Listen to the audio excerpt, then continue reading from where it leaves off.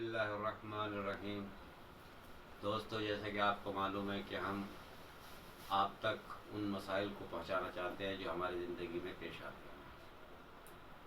ہمارا اس سے یہ مقصود ہے اور یہ مطلب ہے تاکہ وہ ضروری مسائل اور آسان طریقے سے آپ تک پہنچ سکے جو ہماری زندگی میں پیش آتے ہیں، اور ہمارا مقصد اس میں زیادہ گہرائی یا زیادہ تفصیل میں جانا نہیں ہے، کیونکہ تفصیل اگر کی جائے تو پھر زیادہ بات جو ہے آگے بڑھ جاتی ہے۔ لہٰذا ہم یہ چاہتے ہیں کہ مختصر مسائل ہم تک پہنچ جائے تاکہ روزانہ آنے والی زندگی میں ہم ان پر عمل کر سکیں۔ اب ہم نے ماہ مبارک کے مسائل کے بعد شروع سے ان مسائل کا شروع کیا ہے، مسائل کو کہ جو مسائل ہماری زندگی میں روزانہ پیش آتے ہیں۔ کل ہم نے تقلید کے بارے میں آپ کو بتایا تھا کہ تقلید انسان کے لیے ضروری ہے۔ اس میں ایک بات جو انسان کو یاد رکھنی چاہیے وہ یہ ہے کہ جو مسائل انسان کو اکثر پیش آتے رہتے ہیں ان کو یاد کر لینا واجب ہے۔ یہ سیستانی کا فتویٰ ہے اور دوسرے مراجع کا بھی کہ انسان کی زندگی میں جو مسائل ضروری ہیں، جو زندگی میں پیش آتے ہیں، ان کا یاد کر لینا اس کے اوپر واجب ہے اور ضروری ہے۔ آج ہماری بحث ہے پانی کے بیان میں۔ پانی کی دو قسمیں ہیں۔ پانی یا تو مطلق ہوتا ہے یا مضاف ہوتا ہے۔ اب مطلق پانی کسے کہا جاتا ہے اور مضاف پانی کسے کہا جاتا ہے؟ تو مطلق پانی کی تعریف جو علماء نے کی ہے، مطلق پانی اس پانی کو کہا جاتا ہے جو خالص پانی ہو، جس میں کوئی ملاوٹ نہ ہو۔ جیسے ہمارے یہاں گھروں میں نل کا پانی ہے اور دوسرے پانی ہیں جس سے ہم نہاتے ہیں اور استعمال کرتے ہیں، تو جس میں کوئی چیز ملی ہوئی نہ ہو اس کو جو ہے مطلق پانی کہا جاتا ہے۔ مضاف پانی کسے کہتے ہیں؟ مضاف پانی اس کو کہتے ہیں کہ جس میں کوئی چیز ملی ہوئی ہو، جیسے مثلا شربت، روح افزا کا پانی، یا ہم نے اس میں دودھ ڈالنے کے بعد میں شربت بنا دیا، شکر کا پانی، شکر ڈال دی، تربوز کا پانی، اس میں تربوز ڈال دیا، یا مثلا کوئی بھی چیز ہم نے ڈال کے، کافور کا پانی، وہ کیا ہے؟ مضاف پانی ہے۔ جس کو میں کوئی چیز ملی ہوئی ہو اس کو کہتے ہیں مضاف پانی، اور جس میں کوئی چیز ملی ہوئی نہ ہو اسے کہتے ہیں خالص پانی۔ جیسے تالاب کا پانی یا مثال کے طور پر سمندر کا پانی، نلوں کا پانی، یہ ہمارا خالص پانی ہے۔ اب بحث یہ ہے کہ ہمیں پاک کون سا کرے گا؟ یہ دونوں پانی پاک ہیں، مطلق بھی اور مضاف بھی ہے، مگر ایک پانی وہ ہے جسے مائع مطلق کہتے ہیں، خالص پانی کہتے ہیں، کہ جو خود بھی پاک ہے اور دوسرے کو بھی پاک کرنے کی صلاحیت رکھتا ہے۔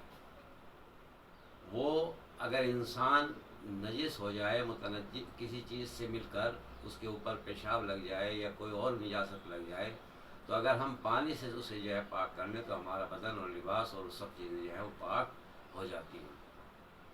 اس کے مقابلے میں کیا ہے؟ اس کے مقابلے میں مضاف پانی ہے۔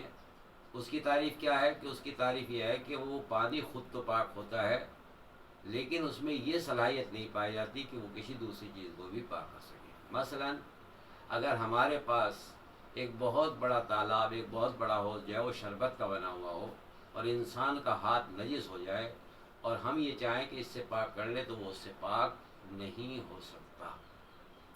اگر انسان نے غلطی سے اس ہاتھ کو جو نجس ہے یا اس کپڑے کو جو نجس ہے یا کوئی وہ چیز جو نجس ہو چکی ہے، اگر اس تالاب میں، اس حوض میں ڈال دے جس میں مضاف پانی ہے، تو وہ صرف خود کپڑا نجس نہیں ہے بلکہ وہ تمام کا تمام پانی بھی نجس ہو جائے گا جس میں وہ ڈالا گیا ہے، کیونکہ مضاف پانی میں یہ صلاحیت نہیں ہوتی ہے کہ وہ دوسرے کو پاک کر سکے، اور اگر اس میں تھوڑی سی نجاست بھی ڈال جائے تو وہ فوراً جو ہے نجس ہو جاتا ہے۔ لہذا اس کی کیا ہے؟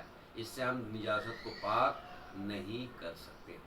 اب یہاں پر ایک مسئلہ جو ہے ہمارے یہاں درمیان میں جو مبتلا ہے، وہ انسان کو غور کرنا چاہیے۔ یہ زندگی میں جو ہے انسان کی پیش آتا ہے اور ہم دیکھتے ہیں ہمارے یہاں میت کو 3 غسل دینا واجب ہے۔ ایک میت کو غسل جو ہے وہ آب کافور سے دیا جاتا ہے، یعنی کافور کے پانی سے، ایک بیری کے پانی سے، اور ایک خالص پانی سے۔ تو ہم جب اس میں بیری کے پتے ملائیں تو اتنے زیادہ نہ ہوں کہ وہ پانی جو ہے وہ مضاف ہو جائے اور اب اسے جو ہے وہ مثلاً ہم خالص پانی نہ کہہ سکیں۔ اگر ہم نے اتنے بیری کے پتے اس میں ملا دیے کہ جس سے اس میں مضاف ہونے کا شک ہو جائے یا مضاف ہو جائے، تو پھر اس سے غسل صحیح نہیں ہے۔ اسی طریقے سے اگر ہم اس پانی سے جو کافور کا پانی ہے غسل دینا چاہتے ہیں تو اس میں اتنا کافور نہ ملا دیا جائے جس سے اس پر مضاف کا اطلاق ہونے لگے۔ لہٰذا اگر ہم اتنا کافور زیادہ ملا دیں اور یہ سوچیں کہ اس میں تو خوشبو مطلب زیادہ آئے گی اور ہم جو ہے بہت زیادہ کافور ملا دیں، اس میں چھوٹے اور بڑے کی بات نہیں ہے بلکہ اس میں شریعت کا مسئلہ ہے، بلکہ کافور اتنا ملایا جائے جس سے جو ہے خوشبو آ جائے اور بس۔ اس سے زیادہ جو ہے کافور ملانا، اگر زیادہ ملا دیا گیا اور وہ کافور جو ہے اس کو مضاف کر دے تو پھر کیا ہے، اس سے غسل دینا حرام ہے، اس سے جو ہے غسل دینا صحیح نہیں ہوگا، کیونکہ مضاف پانی سے غسل نہیں ہوتا۔ اتنا کافور ملائے جس سے اس کی خوشبو آ جائے، اتنی بیری کے پتے ملائے جس سے اس میں جو ہے خوشبو آ جائے، نہ کہ ہم جو ہے اتنے پتے ملا دیں کہ وہ مضاف کہلانے لگے، یا اتنا کافور ملانے لگے کہ جس سے وہ مضاف ہو جائے۔ لہٰذا انسان کو اس چیز کا جو ہے وہ خیال رکھنا چاہیے۔ اچھا پانی جو ہے وہ مثلا اگر پانی کی پھر دو قسمیں ہیں، مطلب قلیل پانی اور کثیر پانی۔ قلیل پانی یعنی تھوڑا پانی، جیسے لوٹے میں ہے یا کسی چھوٹے مطلب بالٹی میں ہے یا کسی اور ڈونگے وغیرہ میں ہے یا مثال کے طور پہ جگ میں ہے، اسے بولتے ہیں قلیل پانی، یعنی کم پانی۔ قلیل یعنی کم پانی۔ کثیر پانی کیا ہے؟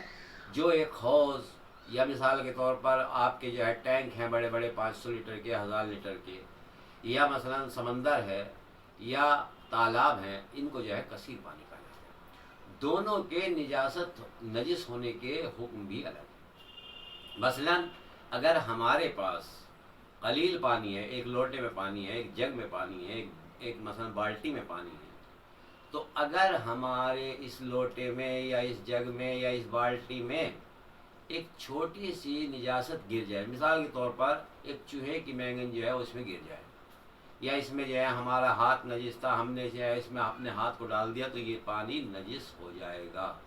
اب اس سے ہم دوسرے کو پاک نہیں کر سکتے، لہذا جیسے ہی نجاست اس کم پانی میں ملی فوراً کا فوراً وہ نجس ہو گیا۔ اس کے بعد کیا ہے؟ کثیر پانی۔ کثیر پانی کی تعداد کیا ہے؟ جیسے حوض کا پانی ہے، تالاب کا پانی ہے یا سمندر کا پانی ہے۔ وہ کب نجس ہوگا؟ اگر اس میں ہم نے پیشاب ڈال دیا یا لیٹرین ڈال دی یا کوئی نجاست خون وغیرہ ڈال دیا تو وہ، یا کتا اس میں مر گیا یا کوئی ایسا حرام جانور مر گیا جس کو جو ہے، یا کوئی بھی جانور مر گیا اس میں، تو لہٰذا وہ نجس ہو گیا؟